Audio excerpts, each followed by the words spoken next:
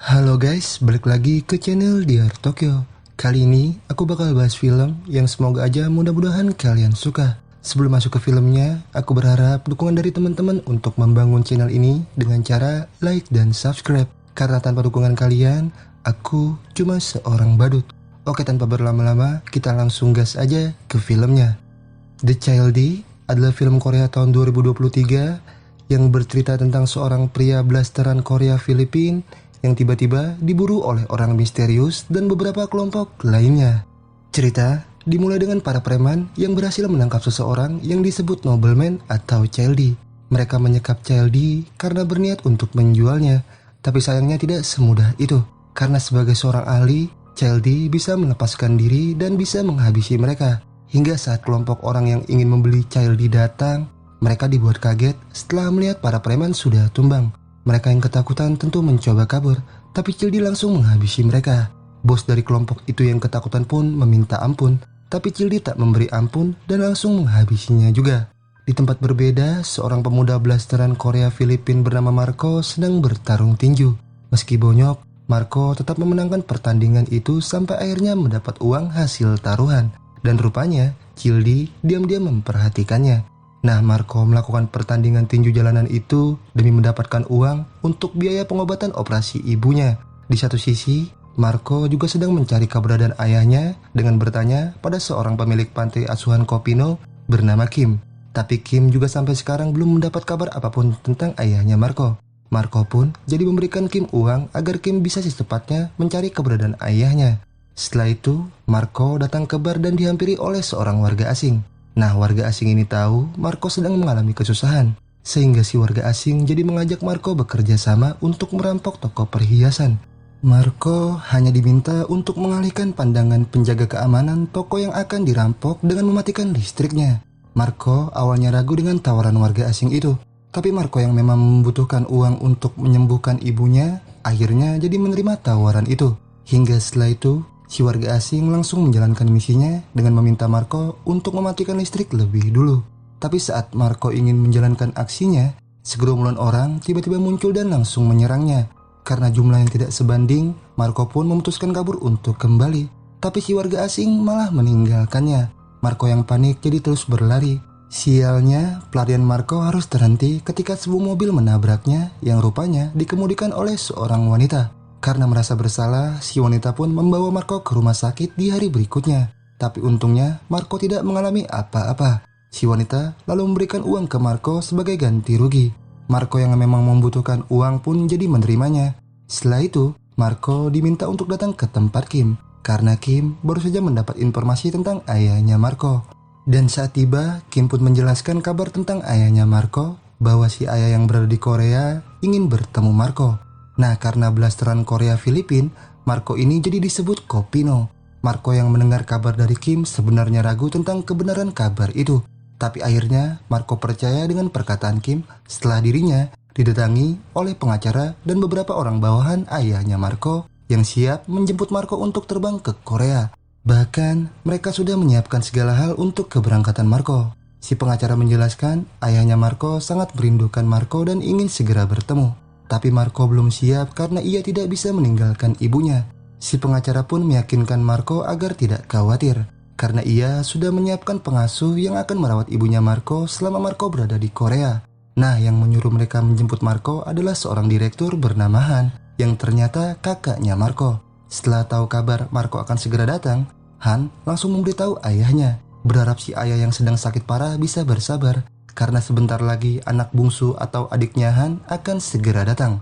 Singkatnya, Marco sudah berada di pesawat untuk memulai keberangkatannya. Saat yang lain tertidur, Marco dibuat kaget oleh Childee yang tiba-tiba muncul secara misterius. Marco bingung dan tidak tahu siapa Childee.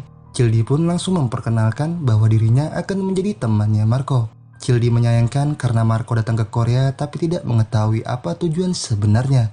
Melihat Marco yang makin bingung, Childee pun memberitahu bahwa kedatangan Marco ke Korea sebenarnya hanya untuk mati. Marco yang tidak percaya jadi menganggap Childee gila. Tapi saat Childee pergi, perkataan itu rupanya membekas hingga membuat Marco jadi gelisah. Singkat waktu, Marco akhirnya tiba di Korea dan kedatangannya di sana rupanya sudah dipantau oleh wanita yang sebelumnya menabrak Marco. Yang ternyata wanita bernama Yeonju itu adalah orang bayarannya Han. Sementara Chaeldi juga masih mengintai Marco diam-diam. Nah, selain bekerja sama dengan Han, rupanya Yeonju juga bekerja sama dengan adik perempuannya Han. Mereka bertemu dan Yeonju memberikan sebuah barang yang si adik butuhkan. Sedangkan Marco juga sudah dibawa menuju rumah ayahnya. Di sisi lain, Han sedang mengeksekusi dua bawahannya yang diketahui telah berkhianat. Dua anak buah itu memohon ampun dan minta agar tidak dibunuh. Tapi karena tidak ada ampun lagi bagi pengkhianat, Han pun langsung menghabisi mereka dan menyuruh anak buahnya untuk membereskan semuanya. Setelah itu, Han minta dokter yang baru datang bersama timnya untuk bersiap melakukan operasi. Balik ke Marco yang masih dalam perjalanan, si supir yang gabut jadi basa-basi ke Marco dengan menanyakan umurnya. Setelah tahu Marco masih muda, si supir malah mengasihaninya, seperti sudah mengetahui sesuatu yang akan terjadi pada Marco sama seperti perkataan Chaeldi sebelumnya. Hingga Chaeldi tiba-tiba muncul menyalip mobil mereka sambil melambaikan tangan ke Marco. Dan tanpa babi bu, Chaeldi langsung meletuskan tembakan yang membuat semua anak buahnya Han tewas kecuali Marco. Setelah menghabisi semuanya, Chaeldi lalu menghubungi Han dan menjelaskan semuanya. Han yang mendengar anak buahnya dibantai tentu sangat kesal. Hingga Chaeldi yang tahu Han saat ini membutuhkan Marco pun jadi memanfaatkan kesempatan itu untuk meminta uang 10 juta dolar jika memang Han ingin Marco selamat. Sementara Marco yang masih selamat berusaha bangkit, tapi rupanya Chaeldi sudah menunggunya. Sosok Chaeldi yang misterius membuat Marco jadi ketakutan. Chaeldi minta Marco percaya perkataannya jika Marco akan mati. Marco yang tidak ingin mati sia-sia pun berusaha kabur menjauh ke dalam hutan sampai akhirnya tiba di jalanan. Tapi rupanya Chaeldi masih mengikutinya. Marco pun melanjutkan pelariannya untuk terus menjauh. Chaeldi tetap mengikutinya. Dan karena tidak ada cara lain untuk menjauh, Marco jadi nekat lompat dari jembatan. Tapi Chaeldi masih tetap mengejarnya. Hingga saat hujan turun, Chaeldi akhirnya berhenti mengejar Marco. Karena Chaeldi yang sedang mengalami batuk-batuk tidak mau kehujanan. Sementara Han masih sangat kesal karena anak buah yang membawa Marco tewas semua. Han bingung bagaimana caranya membawa Marco ke hadapan ayahnya. Sedangkan saat ini Han tidak bisa mengetahui keberadaan Marco. Han pun hanya bisa meminta ayahnya untuk bersabar. Sedangkan Marco kini berada di telepon umum. Marco yang masih panik jadi mencoba mencari bantuan dengan menghubungi nomor yang sebelumnya diberikan oleh Kim.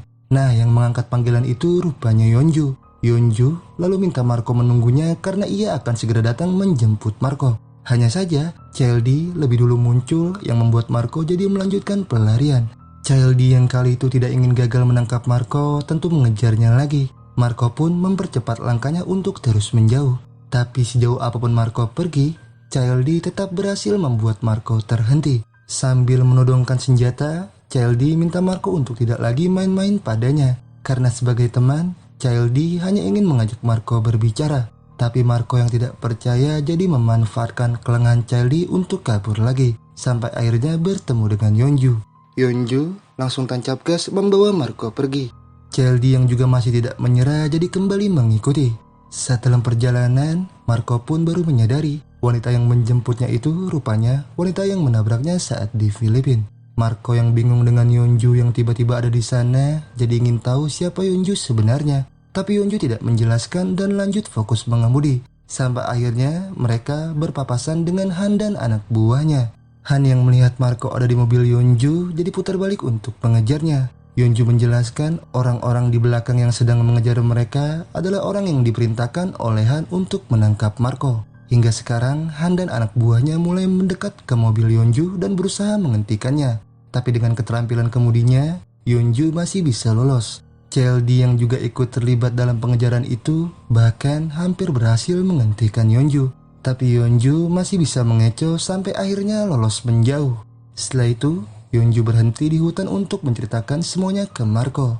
Yeonju menjelaskan tujuan Han mendatangkan Marco ke Korea hanya untuk membunuh Marco. Karena sebenarnya Han hanya membutuhkan jantung Marco untuk ditransplantasi ke ayahnya yang saat ini sedang sakit.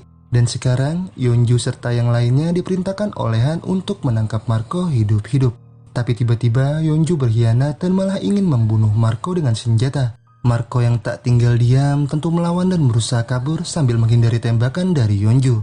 Bahkan Chaeldi yang datang juga berusaha berlindung karena Yeonju juga menembakinya. Hingga saat peluru habis, Childi pun berhasil membalikan keadaan dan langsung mengakhiri Yeonju. Tapi sialnya, Marco yang berhasil kabur dari Childi dan Yeonju malah bertemu Han dan anak buahnya. Han pun langsung membawa Marco ke rumah untuk bertemu ayahnya. Tapi saat tiba, Marco malah diperlakukan seperti bukan keluarga di rumah itu. Marco tak bisa berbuat apa-apa karena tangannya diikat.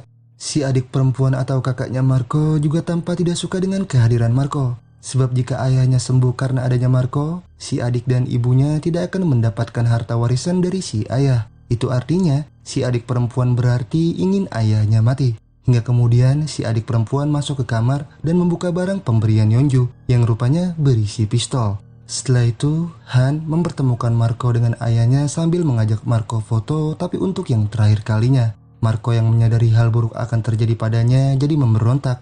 Tapi sialnya, dokter suruhannya Han langsung membiusnya dan membawanya ke ruang operasi. Rupanya di hari itu, Han langsung menjalankan rencananya dengan menyuruh dokter mentransplantasikan jantung Marco untuk ayahnya. Namun saat operasi ingin dilakukan, obat biusnya malah tidak bekerja, sehingga membuat Marco yang tadinya dibius jadi tersadar. Hingga suasana berubah kacau setelah beberapa dokter tiba-tiba tumbang.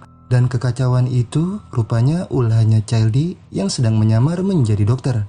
Childi menghabisi semua yang ada di ruang operasi untuk menyelamatkan Marco. Setelah semua hampir tumbang, Childi membangunkan Marco agar mereka bisa bergegas pergi dari tempat itu. Namun kekacauan yang Childi buat sudah diketahui oleh Han yang tentu tidak akan membiarkan hal itu. Sedangkan Marco yang siap untuk pergi malah ditahan oleh si ayah yang sepertinya tidak ingin Marco meninggalkannya. Tapi Marco sudah sangat kecewa dengan sang ayah. Karena menurutnya tidak ada satupun orang tua di dunia ini yang sampai rela mengorbankan nyawa anaknya demi mementingkan hidupnya sendiri. Hingga Childi menghentikan drama keluarga itu dan mengajak Marco untuk cepat pergi. Tapi ternyata pintu keluar sudah diblok oleh Han dan anak buahnya yang membuat mereka jadi terkepung.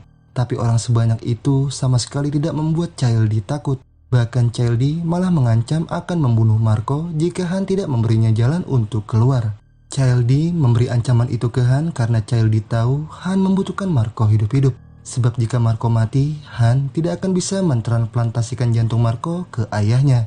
Sehingga jika si ayah mati, kekayaan si ayah tidak akan jatuh ke tangannya. Childi juga meminta Han untuk cepat mentransfer uang 10 juta dolar. Karena jika tidak, Childi akan membunuh Marco. Han pun jadi tunduk dan menuruti hal itu. Tapi saat sedang bernegosiasi, tiba-tiba adik perempuan muncul dan langsung meletuskan tembakan ke arah Marco yang jadi memicu mereka untuk saling menembak. Han yang mengetahui semua itu ulah adik perempuannya pun menghentikan ketegangan itu. Tapi sialnya, si ayah rupanya terkena tembakan. Han yang melihat itu sangat marah pada Childi dan ingin membunuhnya. Tapi Childi tidak takut dan malah ingin membunuh si ayah karena rupanya si ayah belum mati. Childi bisa membunuh Marco serta si ayah jika Han tidak segera mengirimkan uang 10 juta dolar. Han yang tidak berkutik dengan ancaman itu pun jadi langsung mengirimkan uang yang Childi inginkan. Hingga saat semua selesai, Childi pun menyerahkan Marco ke tangan Han. Mengira semuanya sudah beres, tapi ternyata tidak. Karena setelah mendapatkan Marco, Han tidak akan membiarkan Childi pergi begitu saja dan berniat untuk membunuhnya. Tapi todongan dari banyak senjata sama sekali tidak membuat Childi takut. Childi malah memperingatkan Han agar tidak bermain-main dengan seorang ahli. Tapi karena Han masih ngeyel dan meremehkannya, Childi pun langsung membantai Han dan anak buahnya secara brutal. Hingga pertarungan 1 versus everybody itu berhasil Childi habisi. Dan di saat detik terakhir, Han pun baru mengakui kehebatan Childi. Hingga akhirnya napas Han kemudian terhenti. Setelah semuanya berakhir, Childi lalu mengajak Marco pergi. Tapi si adik perempuan muncul, merendahkan Marco dan ingin membunuh Marco agar kekayaan ayahnya bisa jatuh ke tangannya.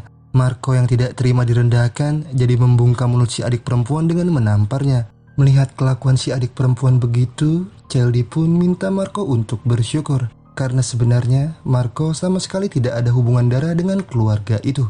Marco yang mendengar itu bingung dengan apa yang Childi maksud.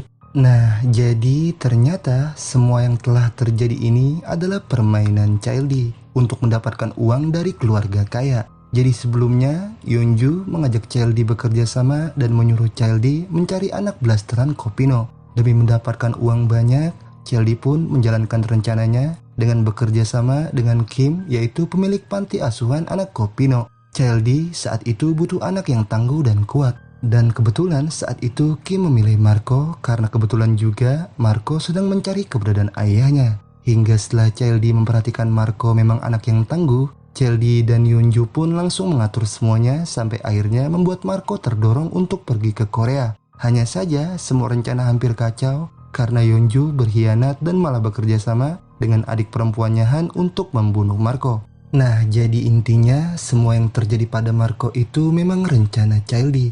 Childy memanfaatkan Marco yang seorang Kopino dengan menjadikan Marco seolah anak dari keluarga itu. Padahal kenyataannya bukan. Childy melakukan cara itu semata-mata untuk mendapatkan uang. Marco yang mendengar itu tentu sangat kesal. Sebab dirinya yang tidak tahu apa-apa hampir mati karena rencana yang Childy jalankan. Tapi Childy minta Marco untuk menerima semuanya. Karena yang penting, kini Childy sudah mendapatkan uang 10 juta dolar dan akan membantu biaya operasi ibunya Marco. Tapi Childy yang mengetahui keadaan ibunya Marco malah Marco anggap so tahu. Childy pun mengaku mengetahui semuanya karena ternyata dirinya juga seorang Kopino. Dan karena batuk yang dialami Childy makin parah, Childy akhirnya mengajak Marco kembali ke Filipina dengan membawa uang 10 juta dolar yang sudah ia dapatkan. Hingga setibanya di Filipina, Childy langsung memberikan uang-uang itu kepada Kim dan Marco. Berkat uang itu, Kim jadi bisa merenovasi panti asuhan khusus Kopino dan Marco juga bisa membiayai perawatan untuk ibunya. Selain itu, hubungan Marco dan Childy juga jadi lebih dekat. Bahkan Childy menawarkan diri membantu Marco untuk mencari ayahnya. Childy melakukan semua itu karena ia merasa hidupnya tidak akan lama lagi. Sehingga ia ingin berbuat kebaikan untuk yang terakhir kalinya. Hingga setelah itu, Childy juga melakukan konsultasi terakhir kali untuk mengetahui penyakitnya. Tapi dokter menjelaskan Childy sama sekali tidak punya penyakit. Karena ternyata batuk yang selama ini Childy alami hanya efek samping dari berhenti merokok. Dan obat yang selama ini Childy minum juga rupanya hanya vitamin. Childy yang mendengar itu tentu sangat tidak menyangka. Sehingga ia akhirnya bisa tertawa lega setelah mengetahui penyakitnya tidak pernah ada. Cerita kemudian berakhir. Dan itulah seluruh alur cerita film The Childy 2023. Terima kasih buat yang sudah menonton. Mohon maaf jika ada kesalahan dan kekurangan dalam video ini. Jangan lupa like, komen, dan subscribe untuk membangun channel ini. Terima kasih. See you next video.